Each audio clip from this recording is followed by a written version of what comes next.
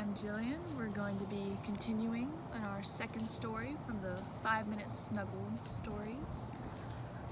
The second book is A Day Without Pumba from The Lion King. And let's see. It's adapted by Laura Bergen from the book 5-Minute Stories Friendship by Augusto Machetto and Paola Mulazzi. Don't quote me on how to say that. And the artwork pencils by Manuela Razzi, colors by Andrea Calgo. I hope I said their names right, but you know. Okay.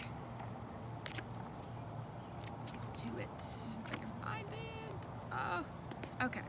It's right where we left off from Thumper. Okay, there's it.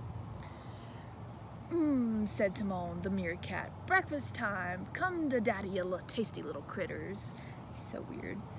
Timon was showing Simba, the lion cub, how to catch some very sneaky bugs in the jungle. Too bad Pumba has to miss out on this feast, Simba said as he pounced on a juicy beetle. I haven't seen him since sunup, Timon replied. Oh, there's a good one. Watch me, Simba, and learn. There they are.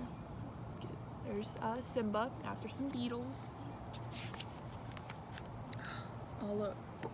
Timon crouched behind a rotten log, crawling with beetles. He was about to pounce when Pumba swooped out of the trees, swinging wildly on a vine.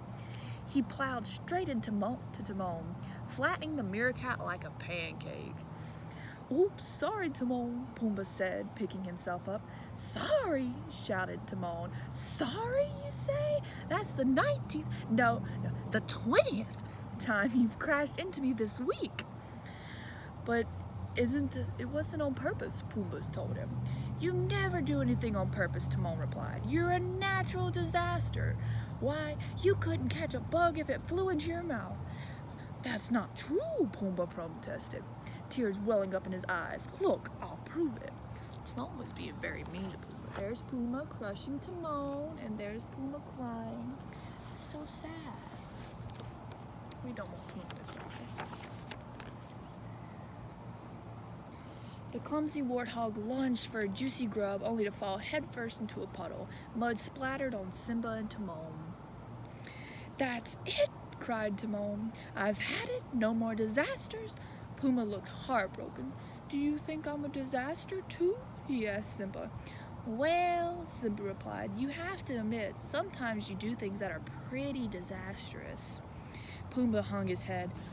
You're right, he said. Nobody wants me around. It would be better for everyone if I just left. Oh, look at that.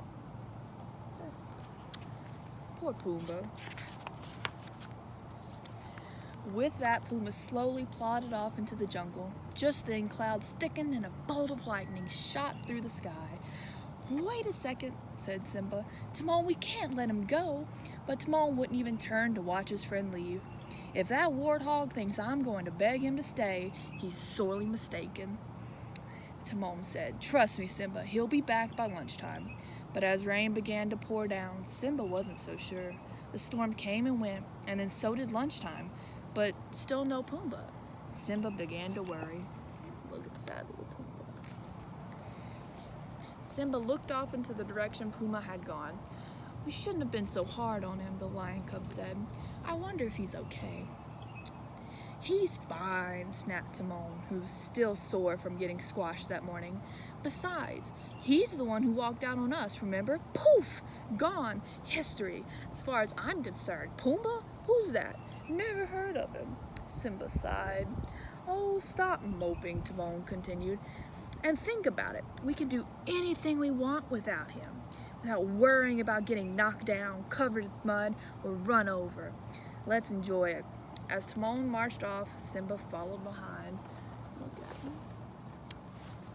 Some big bolts of lightning there. First, Simba and Timon tried chasing vultures. Then they splashed in the river. Then they tried playing a game of tag among the vines. But somehow, nothing they did seemed like very much fun. Something, or someone, was missing. Always missing. So what do you want to do now? Timon asked Simba. I don't know, replied Simba. What do you want to do?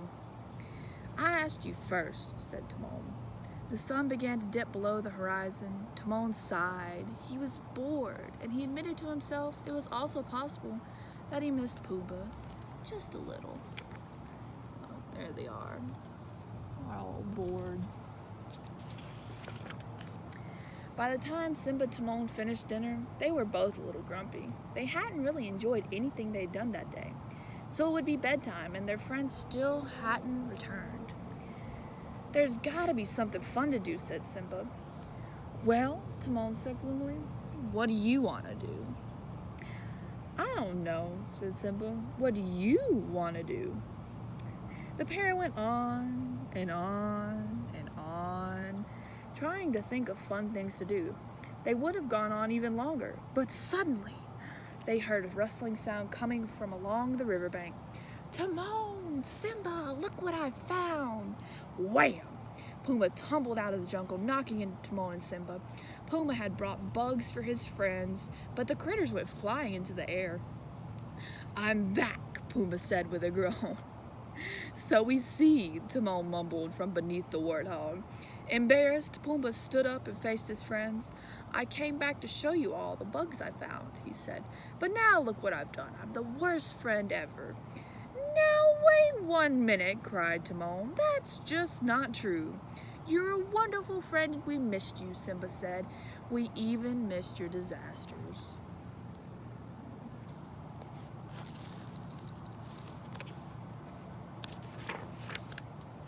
Pumba stopped and turned towards his friends hopefully. It appears, Timon said with a small smile, that we've grown accustomed to being stepped on, bruised, and squashed. Today was no fun without you, Simba explained. You're our favorite disaster. Pumba rushed toward them. As he did, he accidentally knocked over Timon, stepped on Simba's paw, but this time his friends really didn't mind.